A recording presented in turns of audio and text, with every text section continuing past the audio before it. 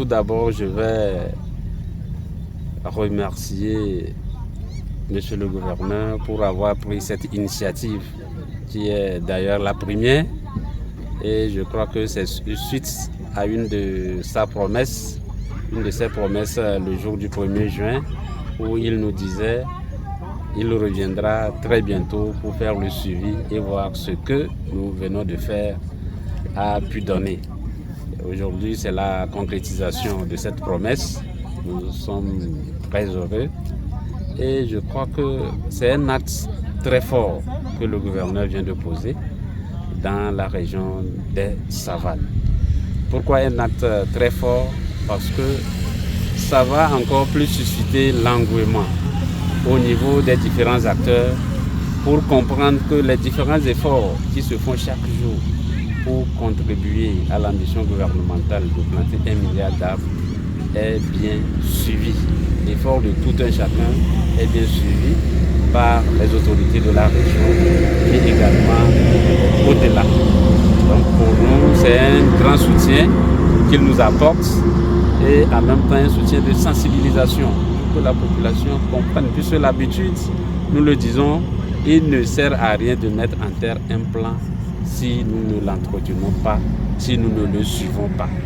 Donc aujourd'hui, c'est de façon concrète que le gouverneur vient de démontrer à toute l'opinion au niveau de la région comme au niveau national qu'un arbre, une plantation, ça se suit. On doit suivre et on doit également faire tous les travaux nécessaires pour la réussite de la plantation. Je crois que cette appréciation, je vais la faire avec vous. Nous tous, nous venons de faire le constat que ce qui a été mis ici sur 15 hectares, aujourd'hui nous pouvons l'estimer à plus de 98%.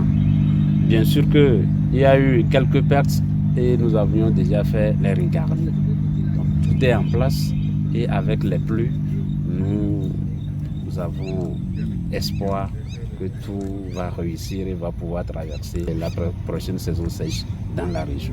Essentiellement dans la région des Savanes, les facteurs qui vraiment nous limitent dans nos efforts, c'est généralement, comme vous venez de le dire, les feux de brousse et la divagation des bêtes qui détruisent nos plantations.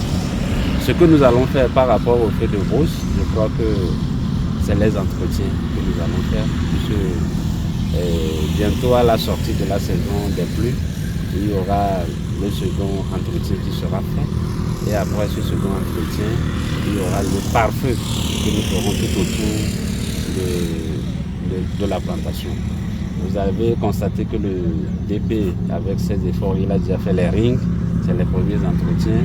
Il a également taillé les herbes qui sont là, mais il y aura encore un second entretien qui viendra avant le pare-feu.